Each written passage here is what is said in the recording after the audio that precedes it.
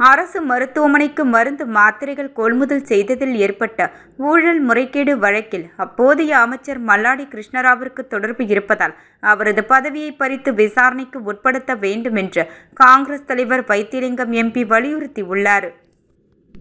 இது தொடர்பாக காங்கிரஸ் அலுவலகத்தில் செய்தியாளர்களை சந்தித்த வைத்திலிங்கம் எம்பி, கடந்த காங்கிரஸ் ஆட்சியில் அரசு மருத்துவமனைக்கு மருந்து மாத்திரைகள் கொள்முதல் செய்யப்பட்டதில் ஊழல் முறைகேடு நடந்திருப்பதாக அப்போதைய காங்கிரஸ் சட்டமன்ற உறுப்பினர் பாலன் அளித்த புகாரின் பேரில் லஞ்ச ஒழிப்பு போலீசார் வழக்கு பதிவு செய்தனர்.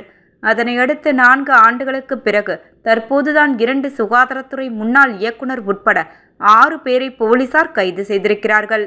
ஆனால் இந்த ஊழல் முறைகேட்டில் அப்போதைய சுகாதாரத்துறை அமைச்சராக இருந்த மல்லாடி கிருஷ்ணராவிற்கும் சம்பந்தம் இருக்கிறது.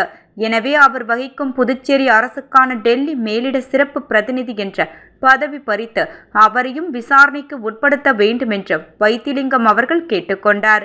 இதனைத் தொடர்ந்து பேசிய முன்னாள் அரசு கொறடா ஆனந்தராமன், தமிழகம் மற்றும் புதுச்சேரியில் அடுத்து ஒரு 4 மாதங்களில் தேர்தல் வரவுள்ள நிலையில் சிறப்பு வாக்காளர் திருத்த பணி நடைபெற்று வருகிறது.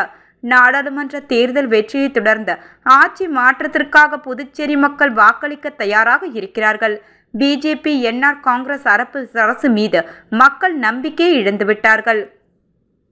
இதை உணர்ந்த பிஜேபி மற்றும் தேர்தல் குளறுபடி ஏற்படுத்த வேண்டுமென்ற நோக்கத்தில் வட மாநிலங்களில் எப்படி வாக்கு திருட்டு நடைபெற்றதோ அதேபோன்று தமிழகம் புதுச்சேரியில் வாக்கு திருட்டு சம்பவத்தை அரங்கேற்ற தேர்தல் ஆணையமும் பிஜேபியும் கைகோர்த்து கொண்டு களம் இறங்கி உள்ளதாக அவர் குற்றம் சாட்டியுள்ளார்.